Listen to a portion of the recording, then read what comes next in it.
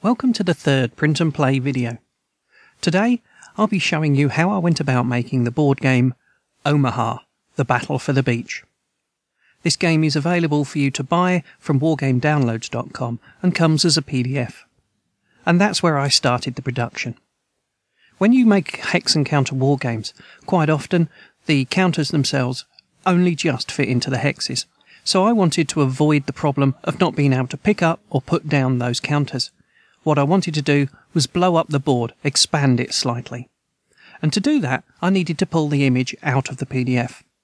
You can see on screen here, I've got a screenshot from a piece of software that's simply called Some PDF.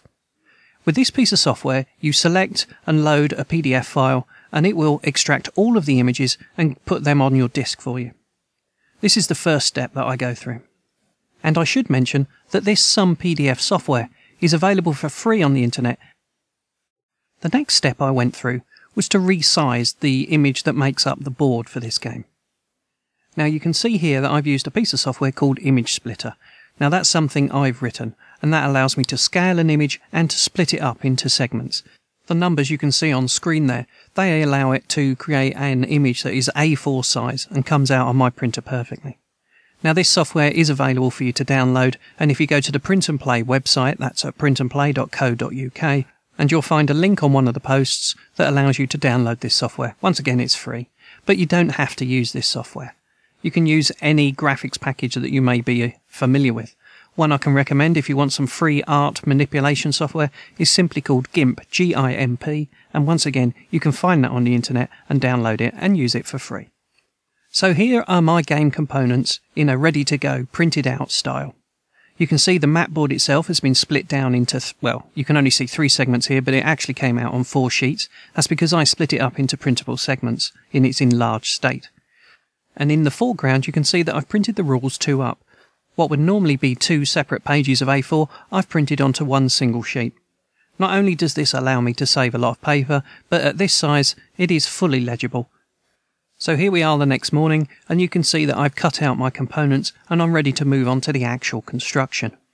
Notice that I've left the counters in blocks. That's important because it makes mounting it on the base and lining up the 2 sides of the counter very easy. For mounting of the board, you can see in this picture that I'm going to be using one of my favourite self-adhesive floor tiles. And you can see a can of spray glue, and that's what I'll be using to mount the counters. I've tried 3 or 4 different brands of spray glue, and the one I'm using here is the 3M brand. Of the others I tried, none were as good as this brand. Here I am at the next step of making the game. The counter blocks have been mounted on some cardboard. Obviously, you'll notice straight away that this cardboard has bowed. That's not because of the spray glue I used. That's because I got impatient and I wanted the glue to dry quickly and stuck it in front of a heater, and that immediately bows it. However, with counters, that's not a real issue because they straighten out when they're in play or when you store them.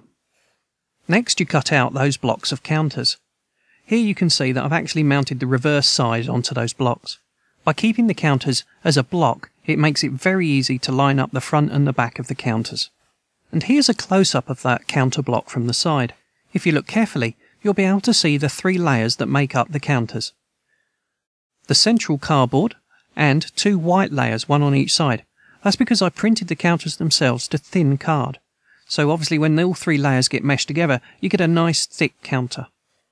So later that evening, I cut out all of those counters. And you can see here a very important tool for the print and player, a big book of Sherlock Holmes stories. With this, I'm able to flatten out my self-adhesive floor tile. Normally they stay quite flat, but once you get to the end of the packet, they're not compressed any longer, and they begin to bow while they're in the box. So that's where Sherlock Holmes comes into it. You sit him on top of that tile for a couple of hours, and that tile will flatten out. As mentioned in a previous video, mounting the boards on the self-adhesive tiles is as easy as peeling the backing away and then dropping the cardboard onto the glued side. This tile will cut easily with a normal pair of scissors. Here you can see the finished game, and all the counters lined up, and a battle ready to begin. This video has been produced for the Print and Play podcast. You can find that on the web at printandplay.co.uk. If you're interested in getting hold of this game, you can find it at wargamedownloads.com.